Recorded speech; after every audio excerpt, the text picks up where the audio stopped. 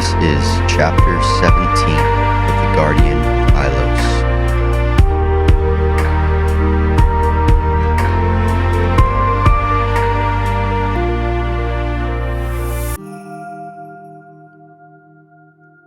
It took all three of them to pry open the doors, and still, they only managed to get them cracked. Each door was about 5 feet thick, and there was no way they'd get it open without a miracle. "It's no use. They're too heavy," Sid said, her voice tinged with frustration. "What are we supposed to do?" asked Nelson, his earlier bravado fading in the face of the immovable obstacle. Rose wasn't fazed. Her face was set with determination. "We can do it," she started. "We just need a little help. But it's gonna be risky. We will have to use the light in our lockets. The only thing is, it will take all of my strength," Sid finished, reality dawning in her eyes. She still didn't know how to wield the locket and keep the power from draining all of her energy. "That's right." Rose turned and looked at each of them. "So listen closely. I'm going to need you to trust me. Can you do that?" Nelson nodded sheepishly. Sid agreed, her face trying to look brave. "Good. Sid, go ahead and get started. You'll find the words in the Poem of Beginnings." "Right, I'm on it," Sid said, pulling out the book and studying the ancient text. "While you're being filled," Rose continued, "I'm going to take Nelson and show him what to do next." Rose put her hand in the middle of Nelson's back and led him over to the stone table. Nelson looked over his shoulder and saw the locket glowing through Sid's fingers, a sight both familiar and haunting. "Nelson, look at me." Rose knelt down to get on his level. Nelson hesitated to look away from his friend, but did as she asked. "Listen carefully," she started. "As soon as we get this door open, I'm going to need you to do something brave." Nelson nodded, his heart racing. "Okay," he said, "I'll do anything." "Good," Rose continued. "I'm going to give you my locket. I'll be tired, but it won't take as much from me as it will Sid. We need Sid to stay safe. Believe it or not, she's the only one who can bind the dragon. It's the reason it drains her. That kind of power, it's unlike anything I've ever seen. That means we need her to get back to full strength as soon as possible, so we can get these lockets back to Ailos and shut the veil. Can you help me with that?" Nelson locked in at the mention of Sid's safety. "Yes, of course," he said, feeling the weight of responsibility settling on his shoulders. "What you're going to do is hold the locket in your hand like this." Rose cupped the locket and then pressed it to her chest. Nelson nodded intently. "Then," she said, "you're going to say these words." The words didn't make much sense to Nelson, but they sounded something like Naima Pharma Keftikos. "Go ahead," Rose said. "Say it." The words felt strange in his mouth, like chewing on leather, but he did his best to repeat it. "Keftikos," Rose repeated, nodding her head. "That's right." "Naima Pharma Keftikos," Nelson said one more time, starting to get the hang of it. "Good," Rose said. "And when you say it, let your body relax. You'll feel warmth in your hands. That's a good thing. Keep saying the words until you see her start to stir.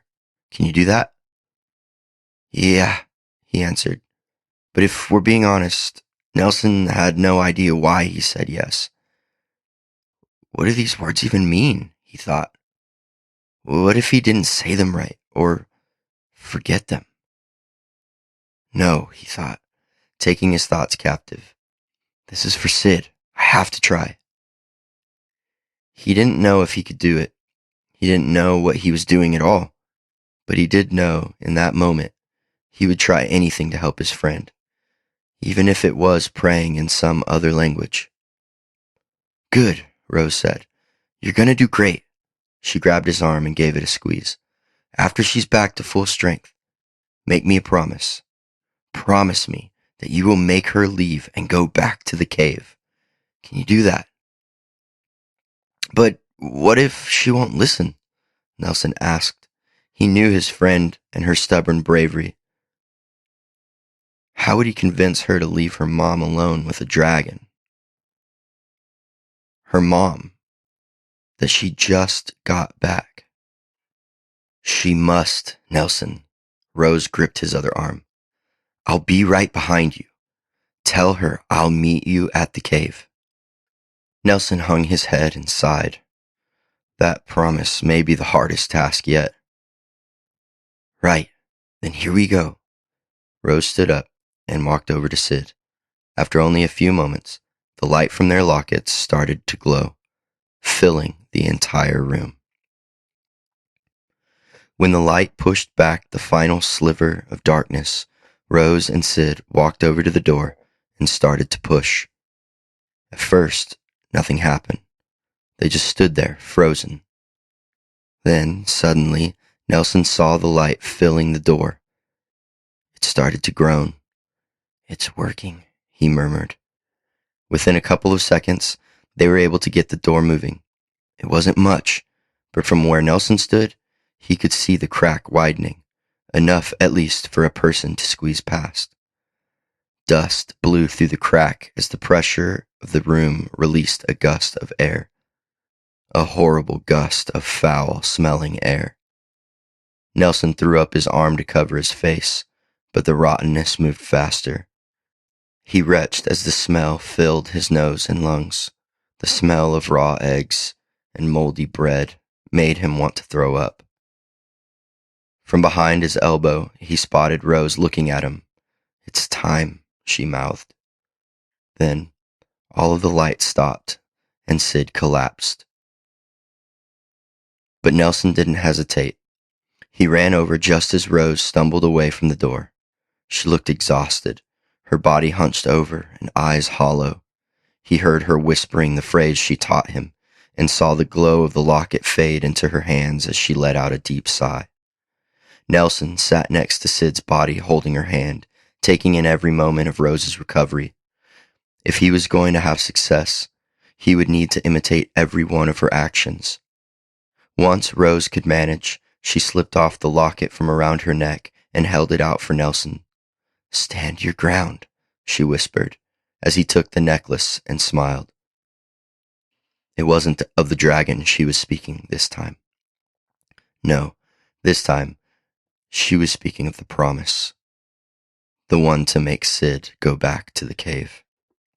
Nelson sat up and took the locket, feeling its weight and warmth in his hands. I'll be back, she said, then pressed her way through the doors and disappeared into the black. Nelson did as he was told and imitated every movement. He took the locket and cupped it in his hands, the golden chain hanging through his fingers. He repeated the words over and over again. Nothing. Was he saying it wrong? No, he knew the phrase. I'm sorry, Sid, he whispered. Her chest was barely moving as she took long, slow breaths. Let your body relax, Rose's voice reminded him. So he slowed down. Naima pharma keftikos. Naima pharma keftikos. Still nothing. He closed his eyes, trying his best to shut out all of his thoughts, all of his worry. His hands started to tingle, like when he and Sid would build fires in the forest on a cold winter's night, when his gloves failed to keep him warm, but the heat of the flames made their way to his skin. Naima pharma keftikos. The warmth spread, like seeing his friend laugh and dance around the open flames, like laughter after a long cry. His heart began to feel the locket's warmth. Please, he whispered, help me. In the quiet, in the stillness, he heard something. Not with his ears, but with his heart and mind. A still, small voice. I'm with you. And just like the ice of winter melting in the sun of summer, Nelson understood what it was like to be fully known. Nothing hidden, nothing untouched by light. And he felt relief. Relief from shame. Shame he didn't even realize he was carrying. From taking the stone, from yelling at Sid, from leaving his mom. The breath of the Maker left no room for those feelings to reside. They could come again, but they would no longer have a bed to sleep in. Nelson, another voice whispered. That time, he heard it with his ears. Sid's voice. Nelson's eyes shot open. It worked. Sid's hand reached up and felt his face. He nestled into it. Thank you, Nelson whispered, still holding tight to the locket. The final bit of snow dissolved.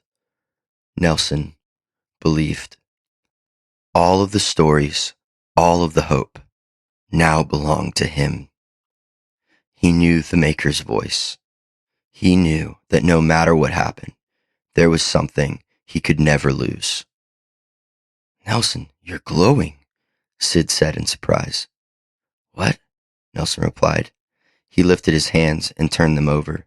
Everything looked normal. No, silly, she said with a chuckle. Your eyes, they're glowing. Obviously, he couldn't see them, but he could imagine what they looked like from all the times he watched Sid and Rose use the lockets. I'm just glad you're okay, he said. You'll never believe what just happened. Before Nelson could recount his experience, a distant roar echoed through the chamber. Both children froze, their eyes meeting in fear. Mom, Sid whispered. Her voice filled with worry. We have to help her. Nelson nodded, but not convincingly. This was the part of Rose's plan he dreaded the most. He took a deep breath to steady himself. Nelson, what is it? Sid asked. She tried to stand up. I'm going in there. Wait, Nelson grabbed her arm. You see, he ran his fingers through some curls. I can't let you do that.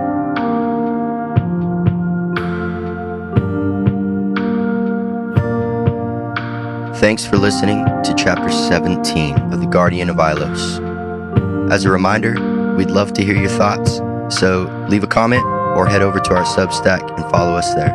And we'll be right back next week with Chapter 18.